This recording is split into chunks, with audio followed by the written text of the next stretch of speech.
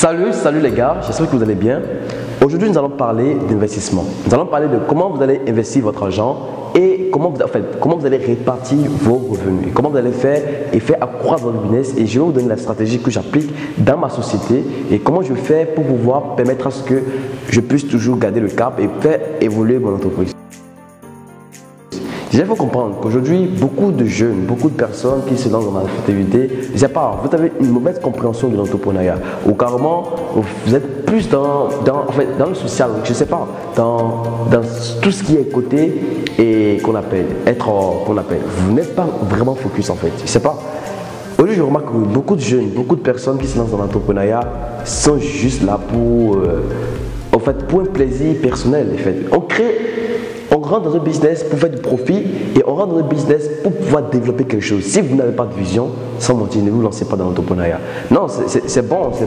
Et c'est ce qui est à la mode. Tout le monde, nous sommes à l'ère de l'entrepreneuriat et tout le monde veut se lancer dans l'entrepreneuriat, mais ce n'est pas en fait destiné à tout le monde.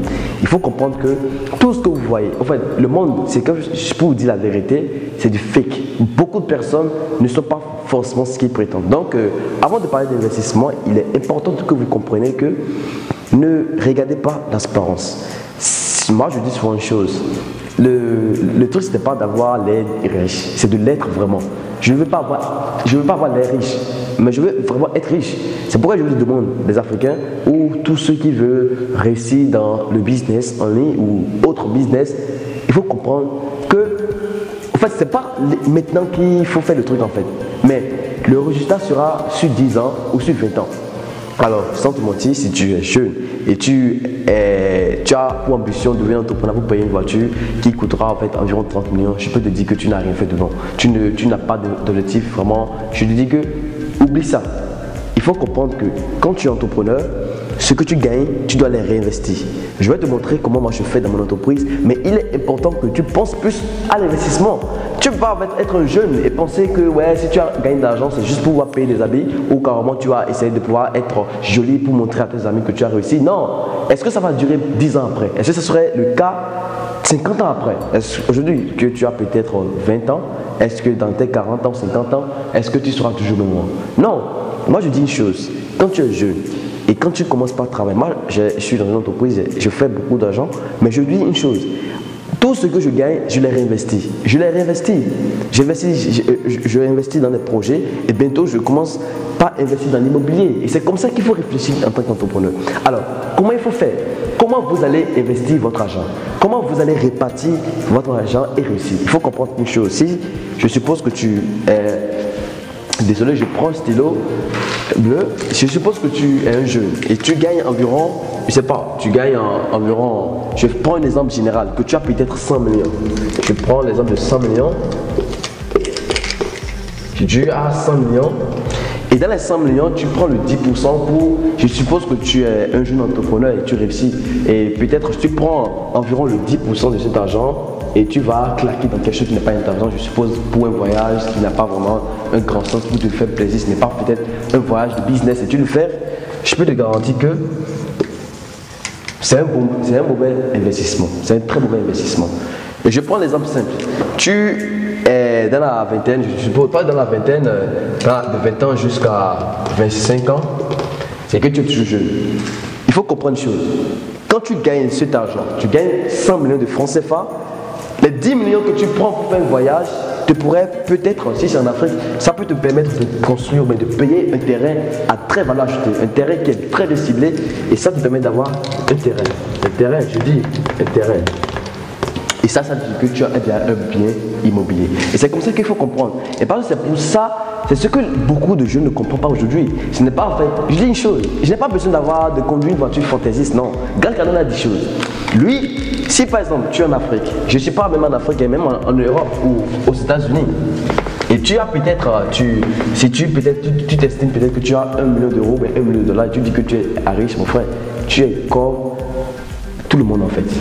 Parce que si vous prenez l'exemple de 1 million de francs CFA, vous faites le calcul, divisé par peut-être 45 ans, combien tu vas dépenser par jour? Et tu ne vas pas conduire, une voiture, tu n'auras pas des loisirs à faire et tout. Écoutez, ne gaspillez pas votre argent. C'est ce qui est très important à comprendre aujourd'hui. Alors, moi, comment je fais dans ma société? Comment je fais pour permettre à ce que je puisse subvenir à mes charges, à mes besoins et aussi permettre à mon entreprise de progresser et d'évoluer? Alors, c'est très simple. Moi, j'ai une partie j'ai en fait quelqu'un qui s'en charge de tout ce qui est côté financier, genre un CFO. Un CFO, c'est le chef financier officer, c'est celui qui s'en charge de tout ce qui est côté financier. Alors, je vais vous expliquer une chose. J'ai l'habitude de faire quoi? De prendre environ 45% ou 40%, je prends un exemple tout simple, c'est à vous de voir, soit 45, soit 30 et soit 40. Je le prends pour investissement, tout ce que vous voulez. Je prends 40% pour investir. J'investis les 40%. Je ne sais pas que j'investis immédiatement. Non. J'ai des comptes qui sont là que à chaque fois quand je vois un service, j'additionne. Vous voyez? Je ne sais pas si vous comprenez ce que je dis. Maintenant, quand je prends 45% pour mes investissements, je prends 30% pour mes charges. Il faut comprendre que moi j'ai pas mal de charges, j'ai trop de charges. Donc du coup, pour mes charges, je prends 30%. Voilà. Et les 30%, ça prend en compte tout ce qui est côté et charge en fait. Et où soit je prends 30 ou 35%. Vous voyez, c'est en fonction des deux. C'est à vous de voir un peu ce qui va vous arranger. Mais ce soit 30 ou 40 ou 35. Alors, quand je prends les 30 ou 35 pour mes charges, je prends maintenant 15% pour tout ce qui est réserve. Les réserves, il faut comprendre, dans une entreprise, tu ne peux pas avoir une entreprise si tu n'as pas de réserve. Les réserves, c'est ça qui te permettra un instant. Je suppose que tu as des problèmes. Écoutez, si tu es entrepreneur, il faut toujours savoir que tu auras forcément des problèmes. Tu auras besoin d'argent pour pouvoir te défendre devant la justice. Parce qu'il y aura peut-être quelques clients qui vont te donner vraiment des problèmes par-ci par-là et que tu es obligé de te défendre devant la justice. Donc, il est très important d'avoir des réserves. Et aussi, ces réserves peuvent s'additionner peut-être à ton investissement que tu vas peut-être, je prends l'exemple que si tu as envie de peut-être payer un bien immobilier qui coûte environ 50 millions. Tu vois, quand on dit 50 millions, ce n'est pas une petite somme. Et peut-être que dans tes réserves, tu as environ jusqu'à 30 millions et dans ton investissement, tu as plus de 60 millions. Tu peux prendre une partie des réserves, augmenter à une partie d'investissement et investir pour un bien immobilier. C'est comme ça moi je fais quand même. Vous avez votre manière de faire. Mais moi je vous dis que ma manière de faire, ça me marche très bien. Alors, je suppose aussi que tu mets 15% dans tout ce qui est réserve.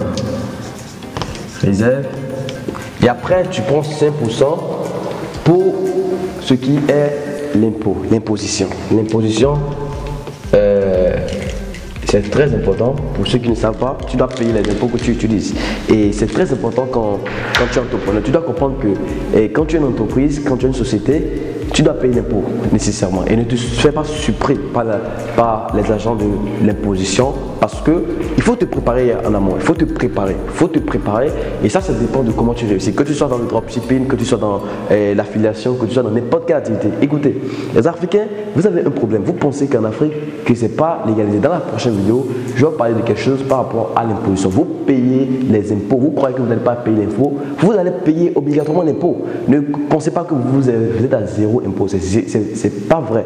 Et quand je vous dis une chose, c'est que si vous n'avez pas une société aujourd'hui et vous faites des grosses sommes, il faut comprendre que vous êtes en train de devoir l'État. Alors, cette formule, ça marche très bien. Et c'est chacun qui va essayer de pouvoir s'adapter par rapport à ça. Mais je peux vous dire, quand tu es jeune, porter des montres qui coûtent environ, je sais pas, 1 million, 2 millions, ça ne te verra rien. Il faut prendre ton argent, il faut l'investir. Et quand tu l'investis, ça te permettra de pouvoir prendre tout cet argent et permettre à ce que peut-être 10 ans après, tu auras peut-être assez de biens, assez de choses. Moi, je rêve que d'ici 10 ans, que j'ai plusieurs étages, plusieurs immeubles qui vont me générer chacun environ 500 000 francs. Écoutez, quand tu parles d'immeuble, ce n'est pas un truc de 1 million, 2 millions, 10 millions. Non, quand tu veux construire un immeuble, il te faut au minimum dans les environs de 50 à 100, plus de 100 possible. Donc, il faut rêver grand. Rêver grand. Ce n'est pas maintenant que le rêve s'accomplit. Non. Quand tu rêves aujourd'hui, c'est que tu te dis, ok, je rêve aujourd'hui, mais maintenant, je dois faire tu dois penser que d'ici quelques années, à quel niveau tu sois. Ne regardez pas seulement ce qui se passe sur les réseaux sociaux, les gars. Je vous en supplie. Moi, j'ai compris finalement que les réseaux sociaux, c'est du mint. Quand tu vois quelqu'un qui est dans une voiture, tu ne sais pas si cette voiture, il l'a louée ou s'il l'a prêtée. Tu ne sais pas. Il ne t'a pas montré les fiches de paye pour cette voiture. Donc, quand les gens se te montrent, chacun veut se faire, en fait, être bien regardé. Et c'est même les gens qui disent que quand je suis en costume, c'est parce que c'est un habit de travail. Écoutez, ne regardez pas l'aspect virtuel, ça n'a rien à voir. Moi, j'ai compris finalement. Avant, je me frustrais que ouais, je n'évolue pas. Écoutez, je peux vous dire que les gens, que ce que tu fais, ils ne font même pas le 1/3. Ils sont dans le fake. Alors, ne restez pas dans le fake, les gars. Pensez à ce que vous faites et croyez en ce que vous faites et investissez tout votre argent. Je ne dis pas même pas investir un peu et aller prendre un peu. Non, le loisir viendra après. Vous pouvez vous faire de temps en temps des plaisirs, mais ce qui est important, c'est l'investissement. L'investissement, investissez dans votre business. Ne vous concentrez-vous sur ce que vous faites et que ce soit dans l'intervalle de 2, 3, 4 ans, les résultats seront bien affichés. Merci d'avoir regardé cette vidéo. Abonne-toi parce que sur cette chaîne, nous parlons rien que de l'entrepreneuriat en ligne et à la prochaine.